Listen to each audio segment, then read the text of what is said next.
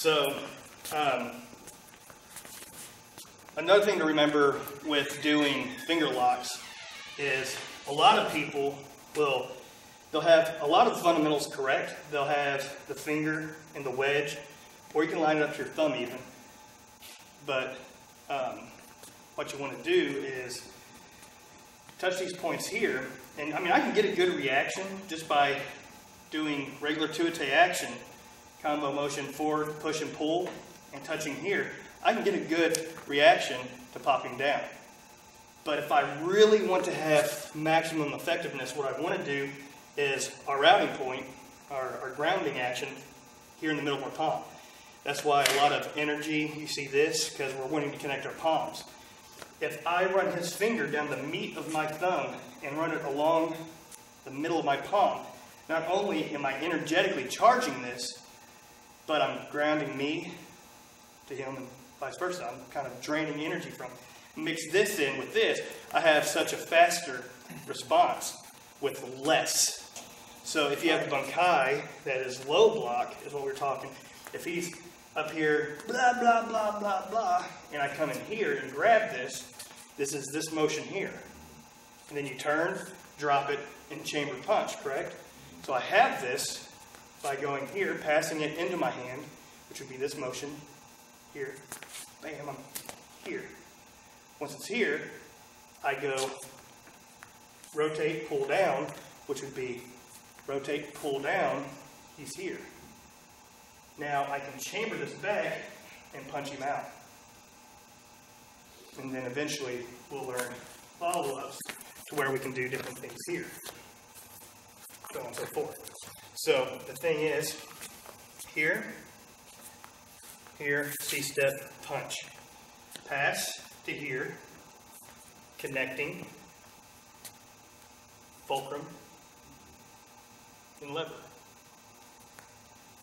Here, bam. Okay, so that could be part of your bunkai as well. So he's here, and if I just reach up here and try to grab this, that's not going to work, right? That's why a lot of this is going to be two-way action, because I can push that here fairly easy. If he's coming in for a push, reaching up here and grabbing this is going to be really hard to do.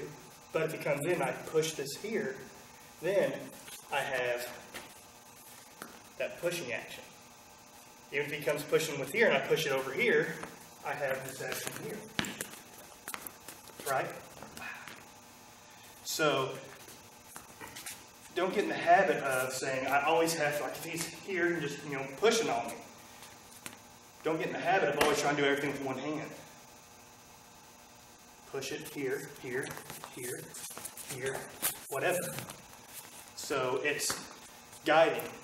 And then once you start getting more advanced, you'll learn baiting and things like that. Which is like, if we're doing hoop butt or whatever, and he throws that punch and I come in here, I want him to put his hand up here to block this. So if he blocks this, I have this.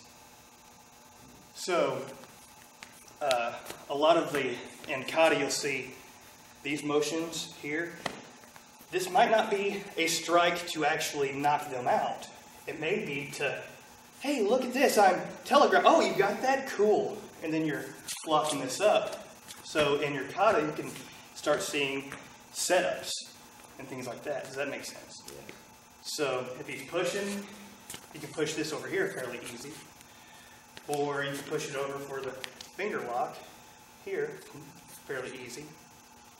But it's passing here. And we were also talking last week a little bit about the way the body moves. If I'm going for a finger lock here, I don't want to hit him up here, because if I hit him, his body's going to go back, I'm going to lose his finger. But if I have this and I tap him here, his body's going to come forward, and his natural reaction is not to pull back. It's going to, here. So just by tapping here, I have this, which can set up some other things as well. So it's very important to remember not just the fundamentals of the finger locks, wrist locks, whatever, but also distractions. So, we're doing whatever, and then all of a sudden I'm just bam here. When he bends over, then I can come back here and I have this. Bam, bam, whatever. Right? So what I want to start seeing is when we start doing finger locks, joint locks, things like that, I want to see some of these leg kicks. That's another reason those C steps are there. Whenever I see a C step or a crescent step, whatever, cat stance, whatever, I'm always thinking that's always going to be a kick, most of the time. Especially if I kick lane 6, his body's going to lag right on up. Okay? And because usually in the street, nobody's just going to sit there and hold on to you.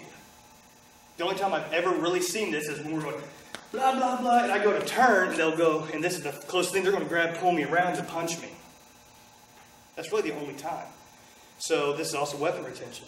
If I'm going to grab my handgun, he reaches out to grab this, that's fine too. I got bam, this here. So there's different things you have to really look into kata. So these blocks, punches and things, they're not just strikes. You know, we were talking about, you know, he has a hold of me here, and I come up here, chamber, here. These are also setups to tuate. Got it?